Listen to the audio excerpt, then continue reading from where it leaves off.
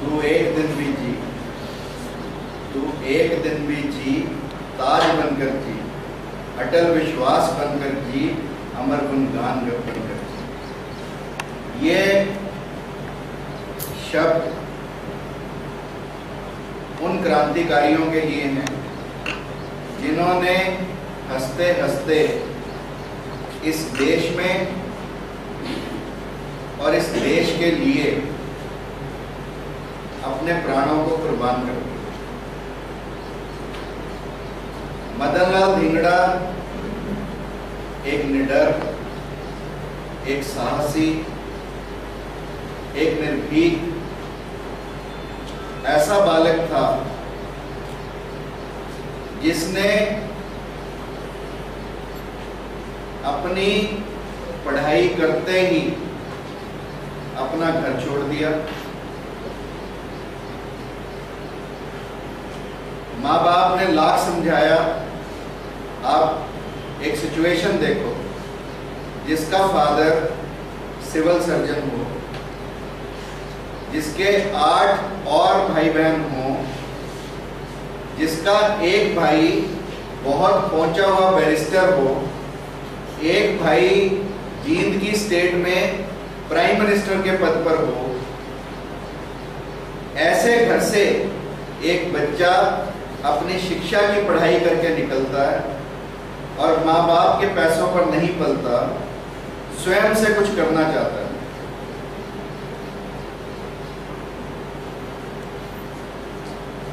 और स्वयं से क्या करता है? पहले एक क्लर्क की नौकरी करता है, क्योंकि नौकरी किसी कंपनी के गुलाम की है। थोड़े दिन वहां पर रहता है, उसे समझ में आता है कि अंग्रेजों की नौकरी मैं कर नहीं सकता। फिर घर वापस आता है, घर वालों का ट्रांसफर अमृतसर से गुरदासपुर हो जाता है और गुरदासपुर में फिर घर छोड़कर चला जाता है। वो अमृतसर से गुरदासपुर नहीं जाता, अपना घर छोड़ के फिर चला जाता है और फिर आता कहाँ है? कालका में। कालका में पहले एक कारखाने में मजदूरी करने लगता है। वहां पर मजदूरों की व्यथा को देखता है, मजदूरों के शोषण को देखता है, मजदूरों के दुख को देखता है, मजदूरों के दुख दूर करने की कोशिश करता है। परंतु जब मालिक को पता लगता है कि ये मजदूरों का कोई संगठन बना रहा है, तो मालिक उसे जब तनख्वाह लेने आता है तो साथ साथ टर्मिनेशन ऑर्डर भी दे देता है। उसके बाद यही व्यक्ति कालका की सड़कों पर तांगा चलाने लगता है।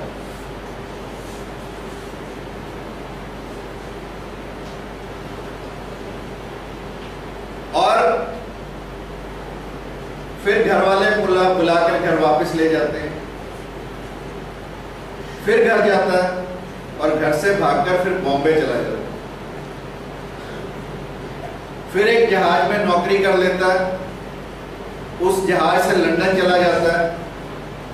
लंदन की सड़कों पर सूटेड बूटेड ढंग से घूमता है, लंदन की हवा को निहारता है और फिर लंदन से पुनः हिंदुस्तान वापस आ जाता है। माँ बाप से बातचीत होती है। माँ बाप बड़ी मुश्किल से, भाई हक में है कि इसे पढ़ाई करने के लिए इंग्लैंड भेज दिया जाए, परंतु माँ बाप हक में नहीं है। बड़ा भाई माँ बाप को बनाता है और 1906 में मदन लाल धिंगड़ा इंजीनियरिंग की पढ़ाई करने के लिए लंदन में चला जाता है।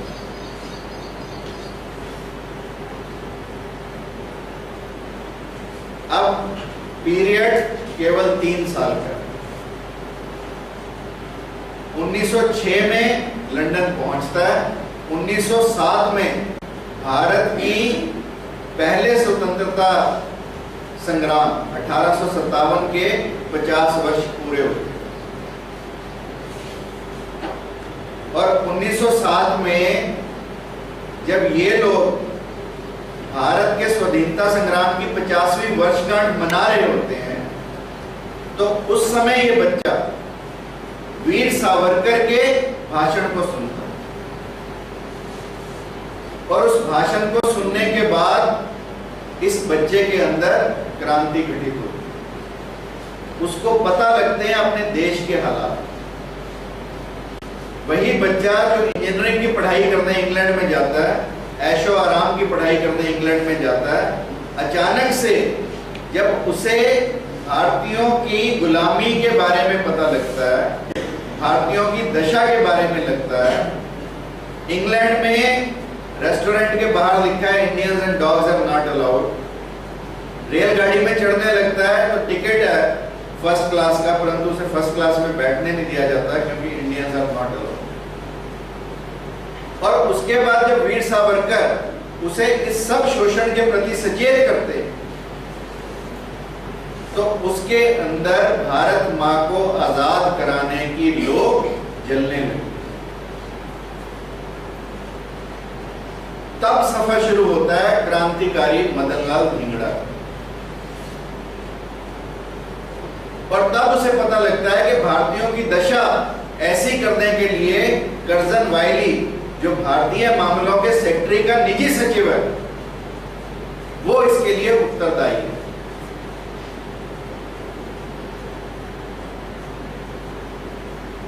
और तब कर्जन वायली, जो मदनलाल धिंगड़ा के पिता का दोस्त भी था, अपने पिता की दोस्ती के बहाने कर्जन वायली से नजदीकियां बढ़ाता है, और कर्जन वायली की पर्सनल सेक्रेटरी थी एमा, उसके थ्रू अपनी नजदीकियां और बढ़ाता है। इतने में जो बिल्ला 1857 की क्रांति के 50वीं वर्षगांठ का मदनलाल धिंगड़ा को मिलता है, और वो बिल्ला पहन के अगले दिन अपने कॉलेज में जाता है, तो टीचर उस बिल्ले को उखाड़ देता है। मदनलाल धिंगड़ा उस टीचर को वहीं लटाकर वहीं पीटा। आप सोचो, अंग्रेजों की राजधानी, ब्रिटिशर्स की राजधानी लंदन, लंदन में एक कॉलेज में एक अननोन विद्यार्थी जिसके साथ टीचर अन्याय करता है, और वो टीचर की वहीं पिटाई करता है। कितना आत्मिक बल व्यक्ति को इस कार्य को करने के लिए चाहिए। उसके बाद वीर सावरकर की टीम में सम्मिलित होता है। वीर सावरकर उसे कोई भी काम देने से पहले उसका साहस देखना चाहते हैं। उसका हाथ आग पे रख दिया जाता है, बिना विचलित हुए आग के ऊपर हाथ रखे रहता है।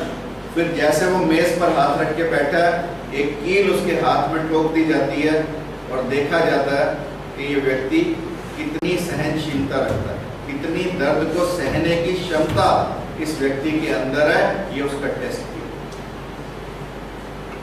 और जब वो उस टेस्ट में पास हो जाता है तो उसे एक पिस्तौल दिलाई जाती है, बेल्जियम मेड पिस्तौल। और फिर 1 जुलाई 1909 जब इंडियन नेशनल ऑर्गेनाइजेशन अपनी वर्षगांठ मना रही हो, उसमें कर्जन वायली मुख्य अतिथि हो, मुख्य अतिथि के पास खड़े होकर कर्जन वायली को वही गोली से मदनलाल धिंगड़ा ने उड़ाया। 1 जुलाई को यह घटना हुई। 17 अगस्त 1909 को मदनलाल धिंगड़ा को ब्रिटेन में ही फांसी दे दी। अब आप अंदाजा लगाओ, एक अंग्रेजों का सिस्टम, एक हमारा सिस्टम, जिसमें कितने साल बीते कसाब को फांसी देने के लिए, कितने साल बीते अफजल गुरु को फांसी देने के लिए, और एक सिस्टम जिसमें महज 47 दिन का अंतर है।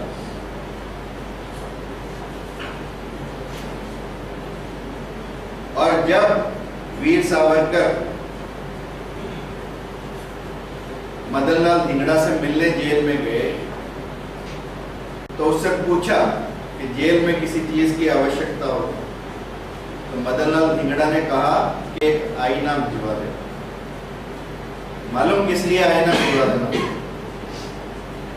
आईने से हम क्या देखते हैं? अपनी तस्वीर। मदनलाल धिंगड़ा ने कहा कि एक आईना भिजवा देना ताकि फांसी वाले दिन मैं ये देख सकूं कि मैं कितना प्रसन्न चित्त हूं, कितनी खुशी मेरे चेहरे पर है, ये उस दिन देख सकूं, इसलिए आईना भिजवा देना। ये मदनलाल धिंगड़ा के उद्गार थे वीर सावरकर के।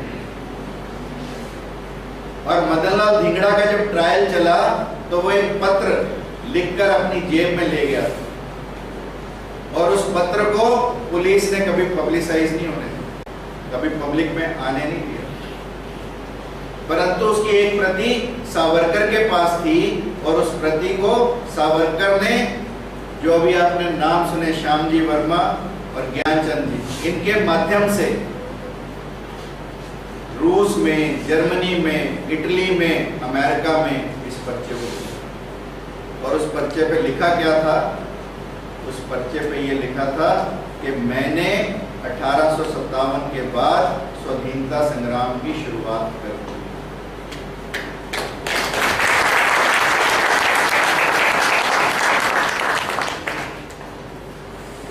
उन्नीस 1909 में पेंटोन जेल में मदनलाल धिंगड़ा को फांसी दे दी गई और भारत सरकार ने 1947 में आजादी के बाद भी कोई एफर्ट नहीं की मदनलाल धिंगड़ा की अस्थियां लाने।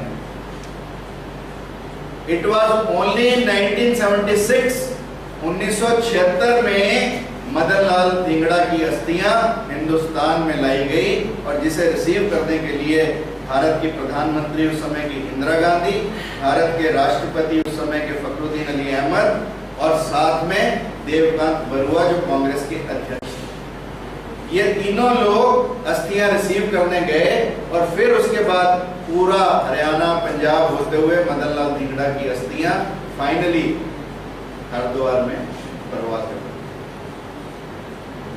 यानी अपने देश के एक क्रांतिकारी की अस्थियां लाने में भी इस सरकार को लगभग 67 वर्ष लगे, 67 इयर्स।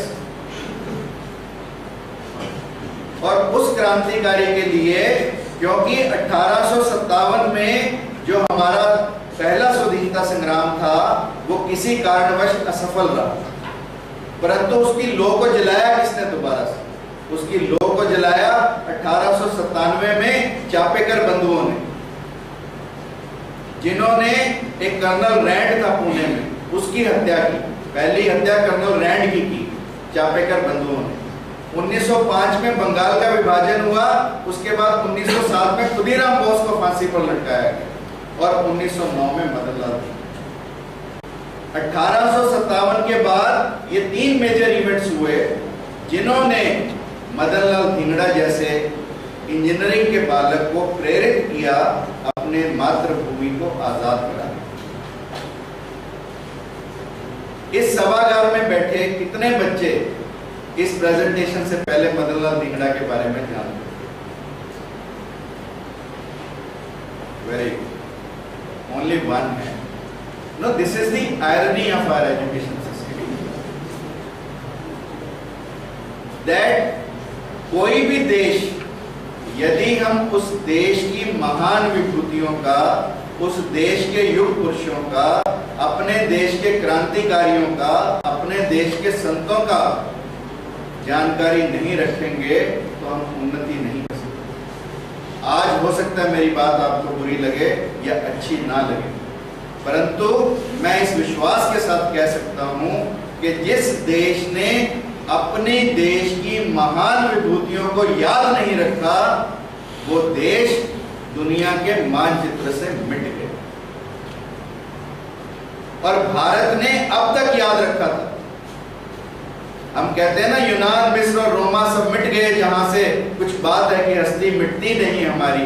वो बात क्या थी कि भारत अपने युग पुरुषों को, अपने क्रांतिकारियों को, अपने नेताओं को श्रद्धांजलि देता रहा, परंतु आज हम भूल गए हैं अपने क्रांतिकारियों को, जिन लोगों ने हमें आजादी दिलाई, जिनकी वजह से हम आज स्वतंत्र भारत में सांस ले रहे हैं। उन लोगों को भूलकर हम अच्छे डॉक्टर कभी नहीं बन सकते। बन सकते हो क्या? कभी नहीं बन सकती। और यदि तुम्हें नहीं याद होगा, तुम्हारी ही जनरेशन में ये चीजें लुप्त हो रही हैं, तो तुम्हारे बच्चे जब होंगे तो अब तो कम से कम एक तो है जिसने नाम सुना था, तब एक भी नहीं मिलेगा।